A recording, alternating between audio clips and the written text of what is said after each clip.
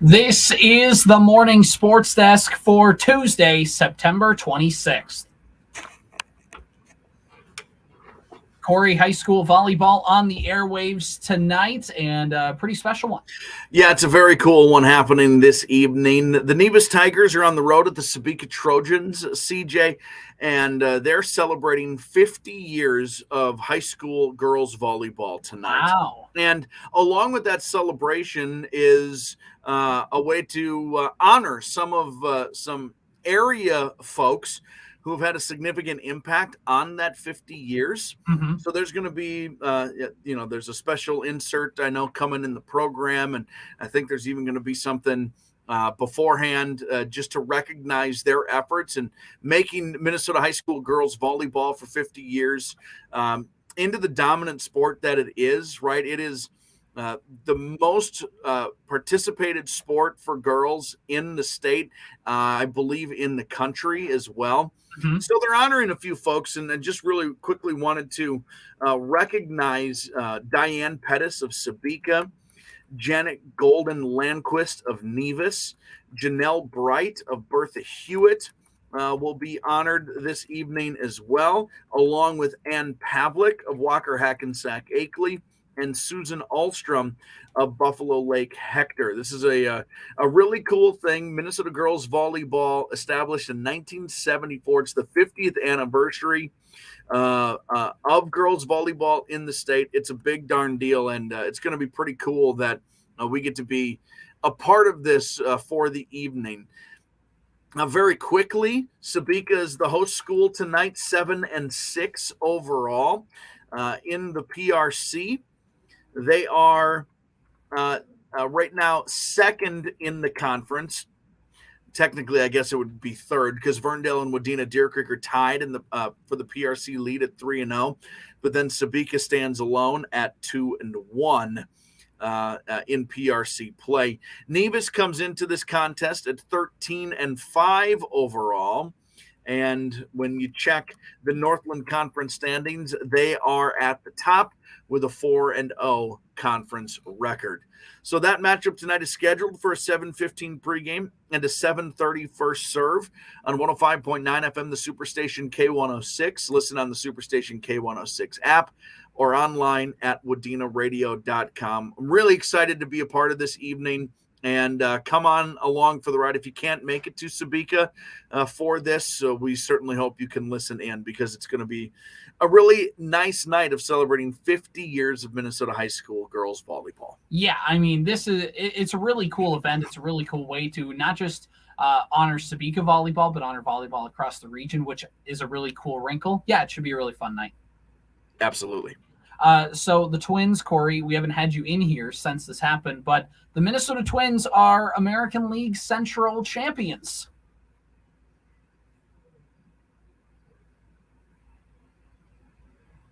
Pow! Feels good, doesn't it? It feels great. The Cleveland Guardians and Detroit Tigers were officially eliminated from playoff contention on Friday night, and the Twins have punched their ticket to the postseason, and it's not quite for certain who they will play, although if we look at the updated standings in the American League to see, the Twins would, and for all intents and purposes, they're not going to get the 2 seed. A lot would have to happen that likely won't. So the Twins are going to be the 3 seed. They'll be they'll be hosting the 3-game wild card series. And if the season ended today, they would welcome the defending world champion Houston Astros to town for a 3-game series. Cool. Bring it on. Bring it on. I'm ready, man. I'm excited about it. First of all, feels good to be division champs again. First time since 2020. First time in a full season since 2019. Somehow, and we know this because they're currently actively in this spot, the best Minnesota pro sports team. Yeah, they're certainly in the best spot right now. Right? Yeah, I mean, the Lynx just got eliminated. Minnesota United looks like they're going to miss the playoffs. The Vikings, I mean, we're not going to talk about them right now because they've done such a bang-up job right now. Yep. Yeah, they got the best shot right now to do something. Wolves and Wild haven't quite started the regular season action yet, so they're TBD.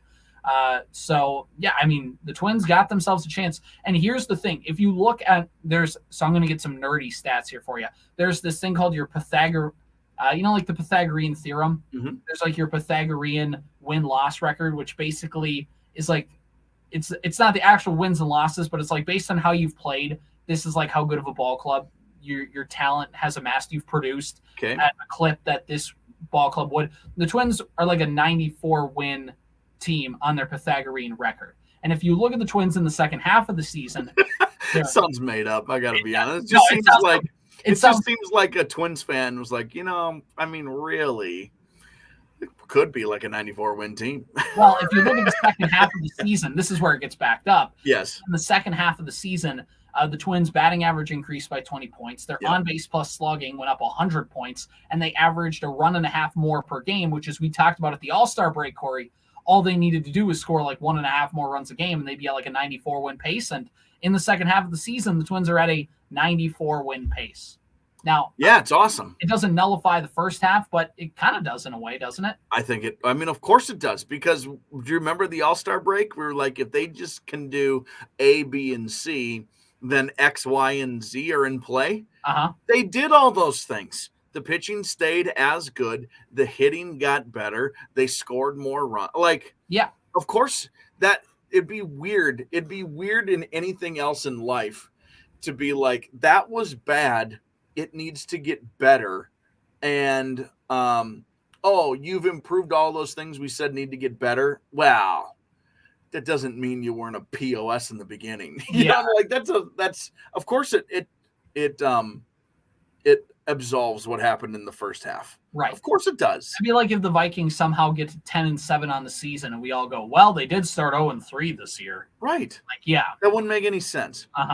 No, they're fun. They're a fun team. They're a fun team. They're getting into the postseason. They're trying to get some arms back, arms like Brock Stewart.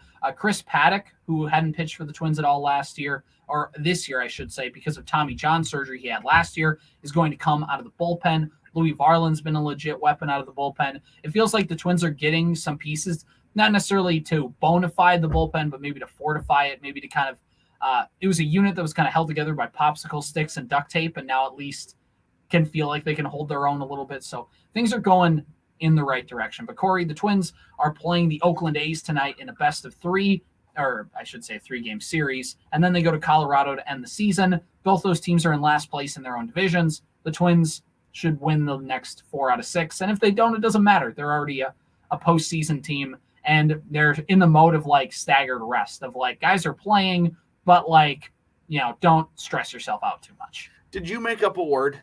What did I say? Is bona fide a word? Bona fide. I know, but you said bona fide their bullpen. Bona fide their bullpen, Is bona fide made up? It sounds cool, so I roll with it.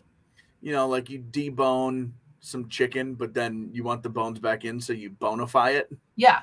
Is that a made up word? It's not like... I'm not actually trying to call you out. I'm just trying to decide. I mean, if it's a made up word, I'm calling you out. Bona fide is like BONA and then like space FIDE. That's like a like a bona fide like. No, I know what. But if you're talking like bona fide, like BONE FY, bona fide. I something can be bona fide. Can you bona fide something? And I don't think you can. Not with that attitude. But I don't think bona fide is it's like Wi-Fi, but for bones. Yes, exactly. It's wireless bones. All right, I have some Twins. I have some Twins stuff for you. I want to throw at you. I'm sorry to derail that a little bit. Sorry to debone that. Yeah. We're not far away from announcement of end of season awards. Okay, I want to run through the Major League Baseball awards, and I want you to tell me which Twins are going to qualify for this. Okay, so like in all of baseball.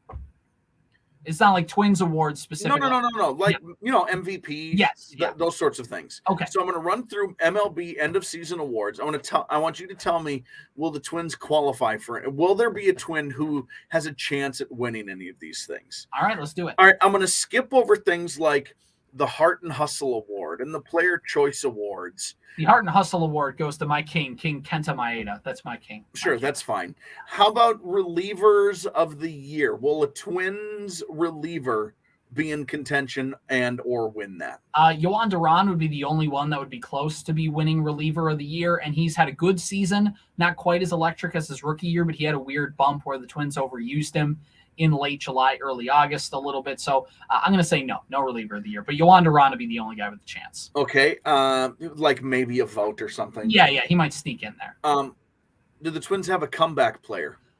Comeback player of the year award, he could say Kenta Maeda, theoretically, although he didn't necessarily play he wasn't. His ERA's around like in the low 4s, high 3s. So. All right, let me put you on the spot. Who's the favorite then? Like, if you have that, let's include that. Like, Duran's not going to win it because there's someone else who's kind of a shoe-in for a reliever of the year. Maeda's not.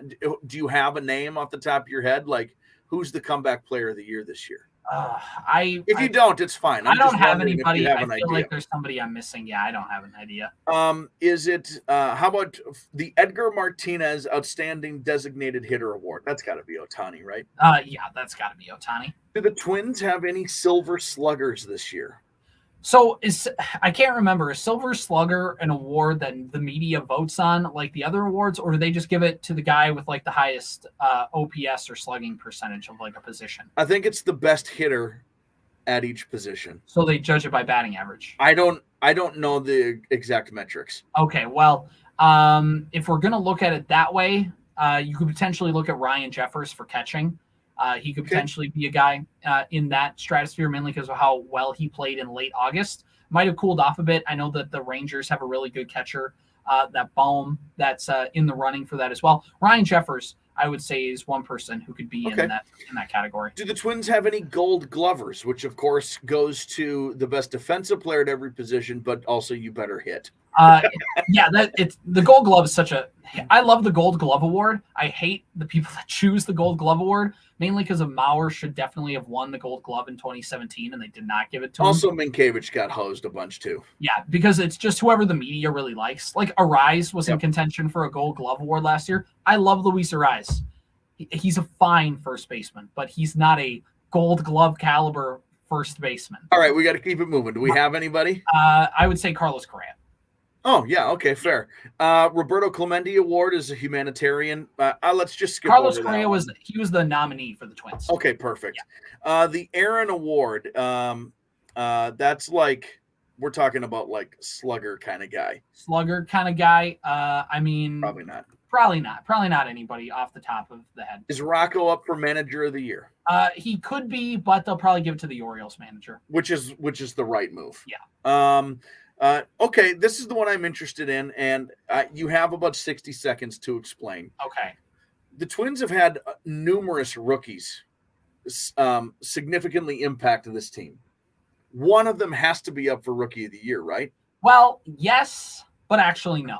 The reason is because Wallner and Julian didn't get enough service time this year, and Lewis has been hurt. So none of them will get the at-bats necessary to qualify for Rookie of the Year this year.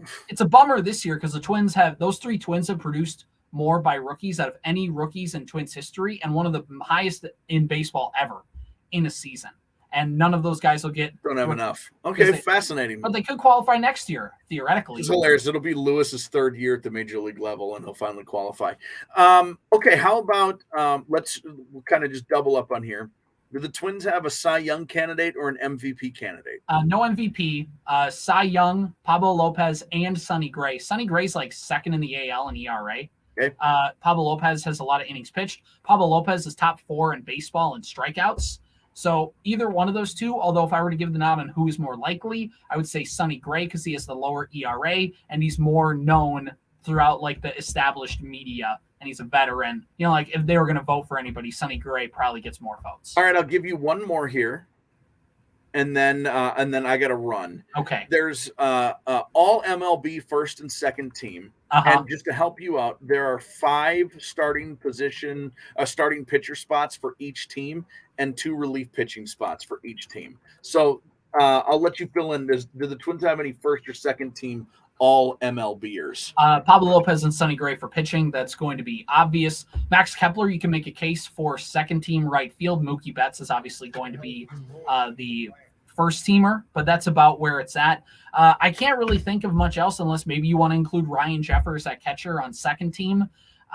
But that's about it. The Twins have played good baseball, but it's been really good team baseball in the sense of there hasn't been one guy who's just had a complete takeover season.